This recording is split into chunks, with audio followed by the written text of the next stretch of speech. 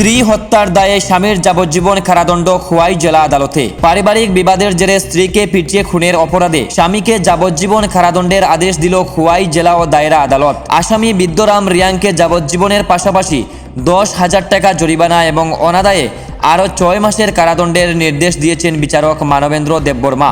ঘটনার বিবরণে জানা যায়, 2022 সালের 14 এপ্রিল রাত আনুমানিক 10টা নাগাদ মুঙ্গিয়াকামি থানার অন্তর্গত কর্ণরামপাড়া এলাকায় এই নৃশংস ঘটনাটি ঘটে। পারিবারিক কলহের জেরে অভিযুক্ত বিদ্যরাম রিয়াং তার স্ত্রী পালংতি রিয়াংকে লাঠি দিয়ে বেধড়ক মারধর করেন। লাঠির আঘাতে ঘটনাস্থলেই মৃত্যু হয় পালংতির।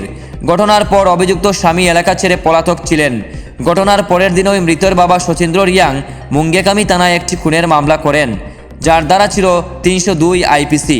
পুলিশ 16 এপ্রিল কর্ণরামপাড়ার একটি জঙ্গল থেকে বিদ্যরামকে গ্রেফতার করা হয়। মামলার তদন্তকারী আধিকারিক রথীন্দ্র দেববর্মা তদন্ত শেষ করে 20 জুন আদালতের চার্জশিট পেশ করেন। মামলার শুনানিতে আদালতের মোট 15 জন সাক্ষীর বয়ান গ্রহণ করে। সরকার পক্ষের আইনজীবী বিকাশ দেবের জোরালো সওয়াল ও প্রমাণের ভিত্তিতে বিচারক মানবেন্দ্র দেববর্মা অভিযুক্তকে দোষী সাব্যস্ত করেন এবং আজই সাজা ঘোষণা করেন। জেলা আদালতের মাননীয় এডিশনাল সেশন জাজ শ্রী মানবেন্দ্র দেববর্মা আসামি বিদ্যরাম রিয়াংকে তার স্ত্রীকে হত্যার জন্য যাবজ্জীবন কারাদণ্ডে দণ্ডিত করেছেন এবং 10,000 টাকা জরিমানা করেছেন। অনাদায়ে আরও 6 মাসের জেল দিয়েছেন।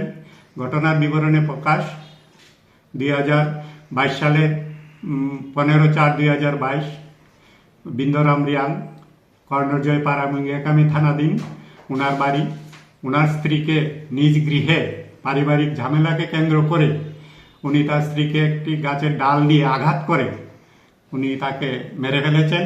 পরবর্তীতে পুলিশ গিয়ে মৃতদেহ উদ্ধার করে এবং এসআই রথীন্দ্র দেববর্মা এই মামলার তদন্ত কার্য করেন এবং পরবর্তীতে 2022 সালের জুন মাসে চার্জশিট আদালতে জমা দেন এবং এই মামলা দীর্ঘদিন চলে। গত পরশুদিন সেখানে আসামিকে দোষী সাব্যস্ত করা হয়েছে। আজ এখানে আদালতে তার শাস্তি নির্ধারণ করেছে।